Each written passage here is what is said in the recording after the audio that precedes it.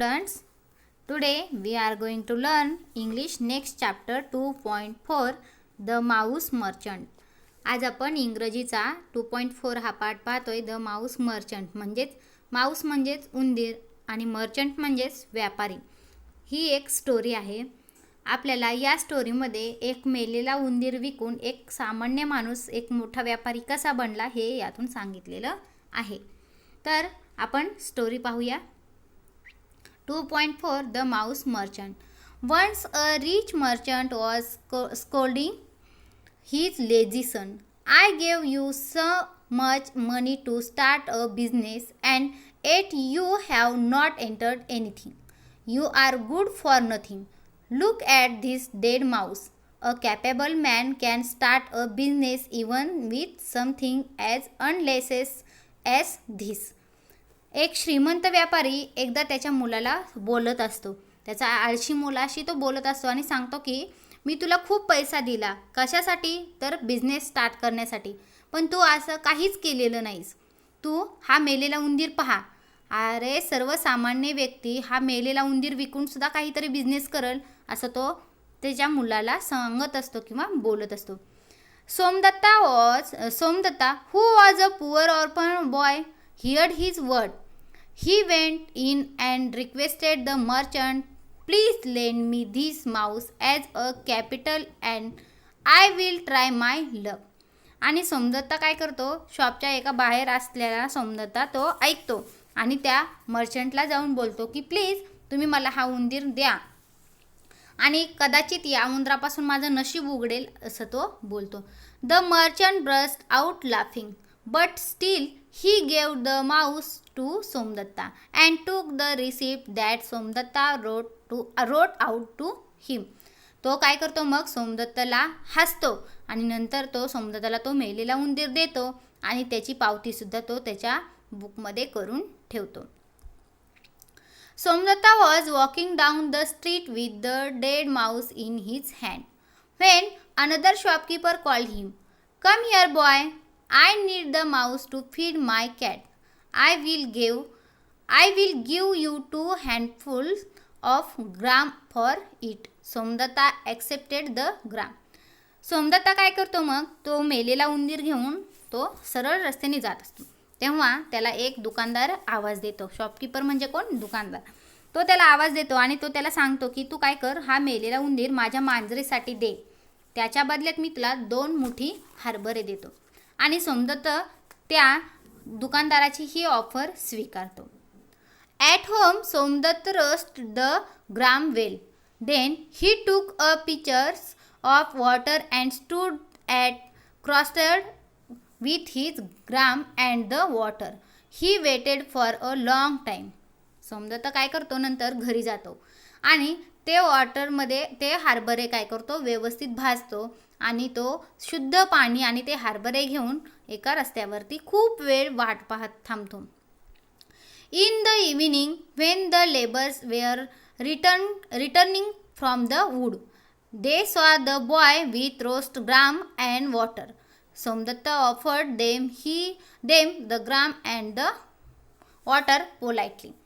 आणि संध्याकाळी होते आणि संध्याकाळी काय झालेलं असं, लेबर्स म्हणजेच कामगार, लाकूड तोडणारे कामगार काय झालेले असतात, घराकडे परत चाललेले असतात आणि ते पाहतात की एक मुलगा भाजलेले हरभरे आणि पाणी घेऊन उभा आहे आणि त्यानं काय केले, या कामगारांना ते हरभरे आणि पाणी सुद्धा देऊ केलेलं आहे. But we have no money. 2 stick of wood is all we can give. त्यांनी हरभरे आणि शुद्ध पाणी त्या कामगारांना दिलं, पण ते कामगार म्हणतात की आमच्याकडे पैसे नाहीत, पण आमच्याकडून प्रत्येकाकडून तुला 2-2 स्टिक म्हणजेच लाकडं मिळतील. That's a good payment for this simple fare exclaimed Somdatta. By accepting 2 stick from each labour Somdatta collected a small bundle of stick. He took the bundle to the market, sold it and bought some more gram with it. Somdatta म्हणतो काहीच हरकत नाही, माझ्यासाठी तर हे खूप चांगलं payment आहे. आणि तो काय करतो मग, सर्वांना हरभरे आणि पाणी देतो आणि प्रत्येकाकडून 2-2 लाकडं जमा करतो. आणि आता त्याच्याकडं एक छोटीशी लाकडाची मोळी तयार झाली होती. मग तो ती लाकडाची मुळी घेऊन मार्केटमध्ये जातो. मार्केटमध्ये ती लाकडाची मुळी विकतो आणि आलेल्या पैशातून तो परत काही हरभरे घेऊन घरी येतो. Somdatta did this every day. He became well known among the laborers as the nice boy who offered tasty gram and refreshing water just for a couple of sticks. Many of them began to busy his gram every day on their way back from the woods. Somdatta got several bundles of sticks every day because now he had so many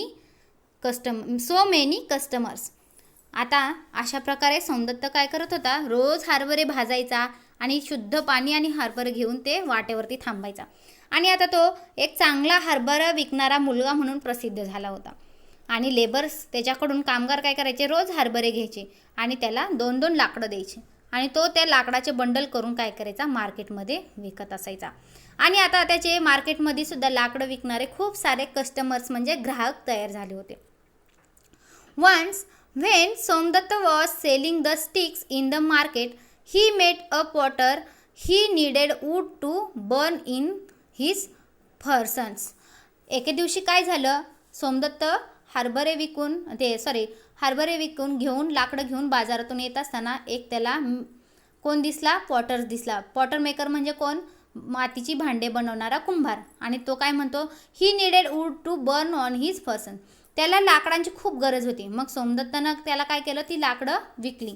आणि ती लाकडं विकल्यानंतर त्यानं त्याला काय दिले, खूप सारी मातीची भांडं ज्यामध्ये पाणी भरून ठेवता येईल किंवा त्याला हरभरे ठेवता येतील. He return for the stick. He gave Somdatta pots for his gram and a few pitchers for the water. तो काय करतो, त्याला हरभरे आणि पाणी भरून ठेवण्यासाठी काही मातीची भांडी देतो. Somdatta did not waste any money. He worked hard to sell the wood in the morning and the gram in the evening. One day, he had enough money to buy all the wood from the laborers.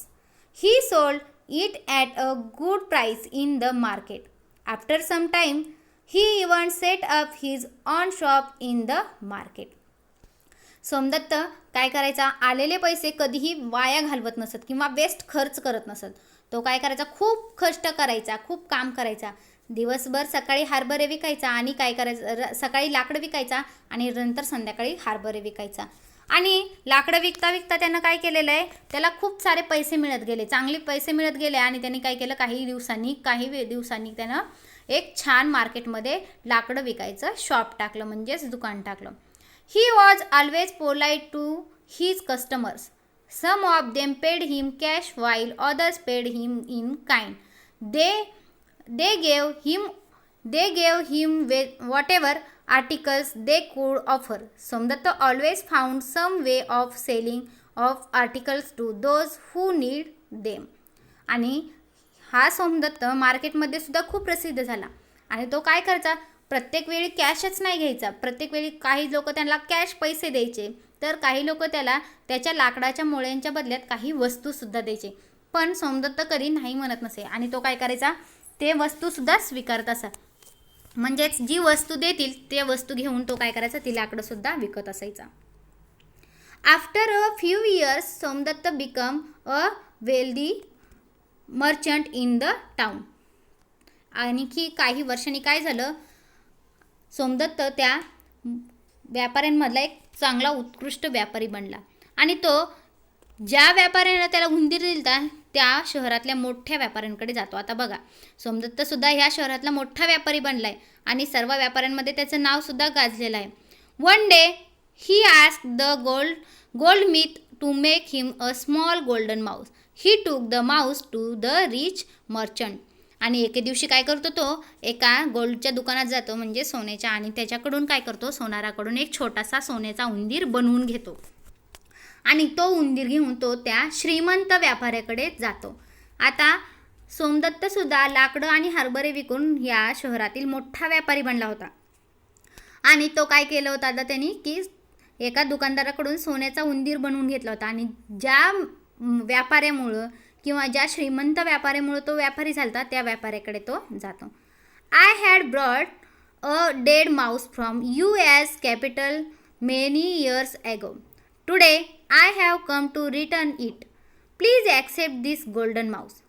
आणि सोमदत्त त्या श्रीमंत व्यापाऱ्याला म्हणतो की मी काही वर्षापूर्वी तुमच्याकडून एक मेलेला उंदीर घेऊन गेलतो आणि आज मी तुम्हाला त्याची रिटर्न प्राईस किंवा तो रिटर्न करायला आलेलो आहे, म्हणजेच परत करायला आलेलो, आणि कृपया तुम्ही माझा हा सोन्याचा उंदीर स्वीकारा, असं तो त्याला सांगतो. The rich merchant was greatly surprise.